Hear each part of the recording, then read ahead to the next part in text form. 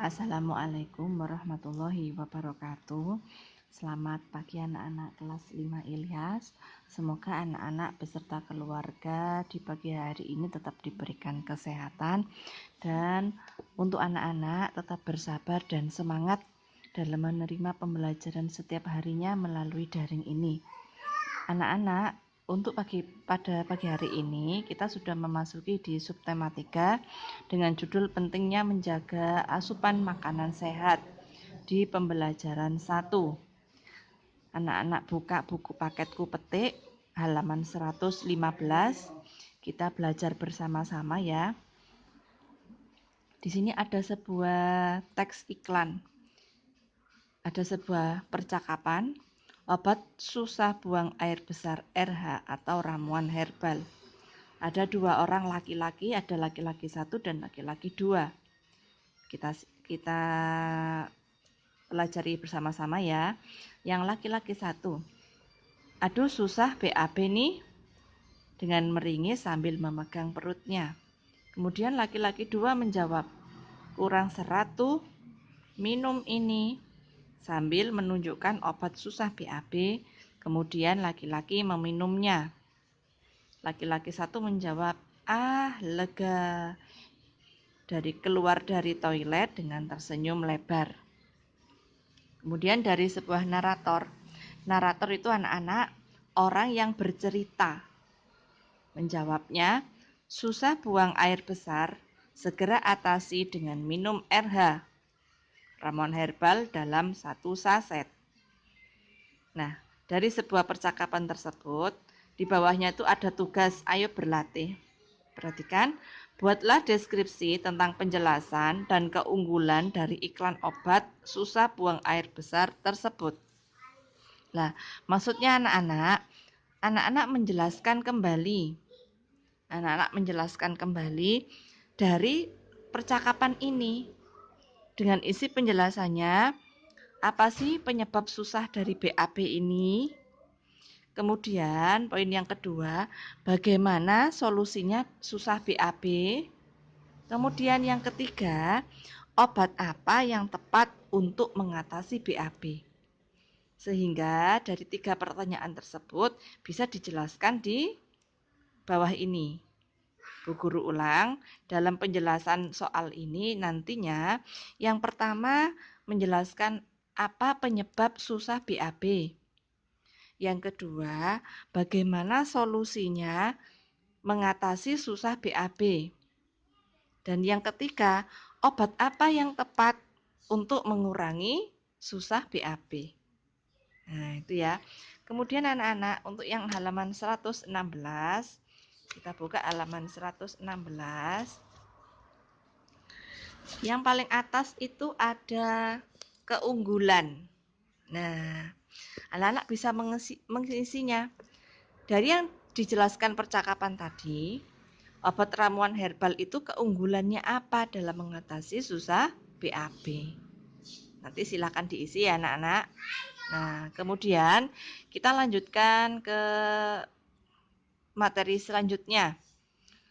Agar lebih mengetahui alat-alat pencernaan makanan pada manusia, amati gambar berikut. Mengulang kembali yang ada di subtema 1.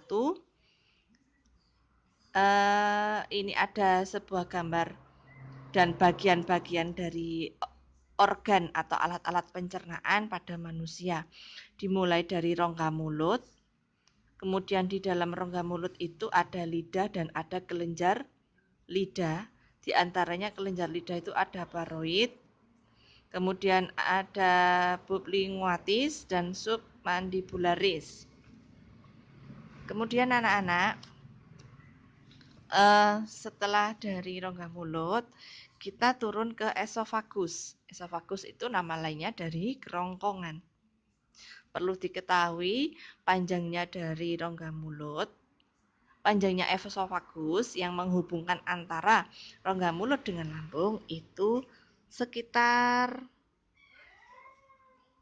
20 cm, kurang lebih 20 cm.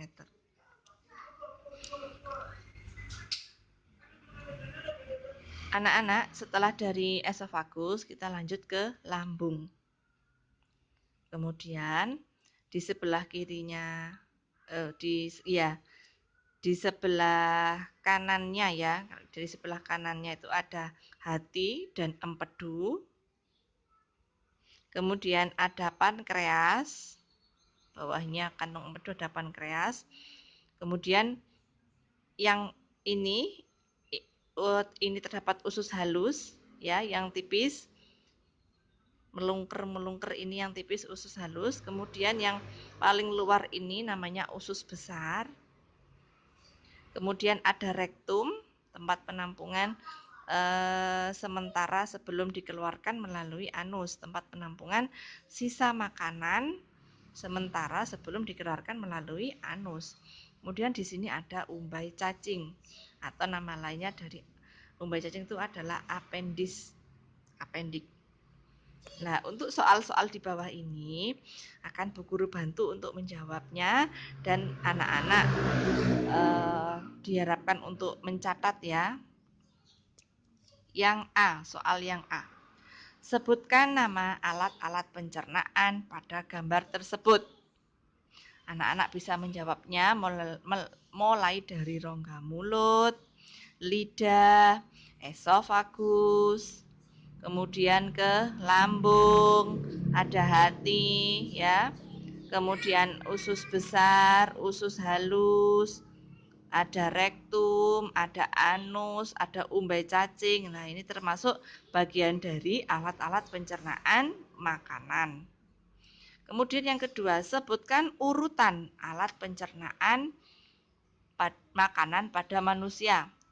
Namanya urutan berarti harus mulai dari awal.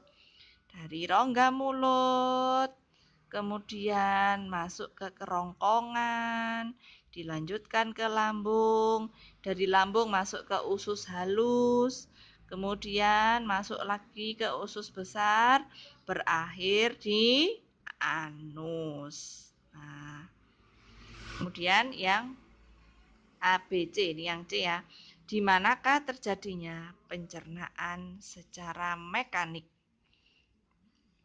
Perlu diketahui anak-anak, pencernaan secara mekanik itu terjadi di rongga mulut, yaitu dengan cara penghancuran makanan oleh gigi yang dibantu oleh lidah. Jadi jawabannya terjadi di rongga mulut.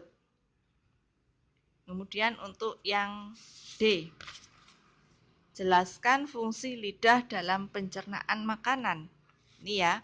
Fungsinya lidah dalam pencernaan makanan itu adalah untuk membantu proses menelan dan pencampuran makanan dalam mulut.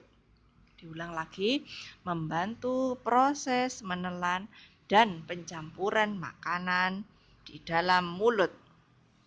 Nah, tambahan dari Bu Guru. Di dalam mulut, mengapa ketika anak-anak mengunyah nasi, ya, lama-kelamaan akan terasa manis?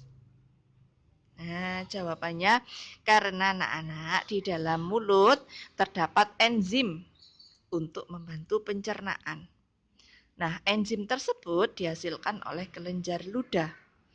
Enzimnya itu disebut amilase, di mana enzim amilase itu fungsinya untuk mengubah zat tepung atau amilum menjadi zat gula.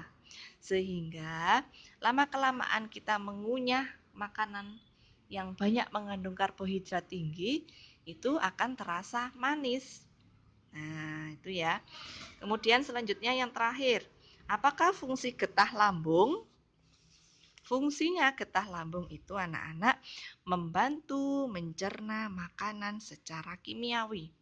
Diulang sama Bu Guru, apakah fungsi getah lambung? Berfungsi untuk membantu mencerna makanan secara kimiawi.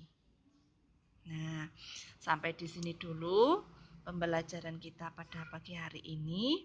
Kurang lebihnya mohon maaf. Wassalamualaikum warahmatullahi wabarakatuh.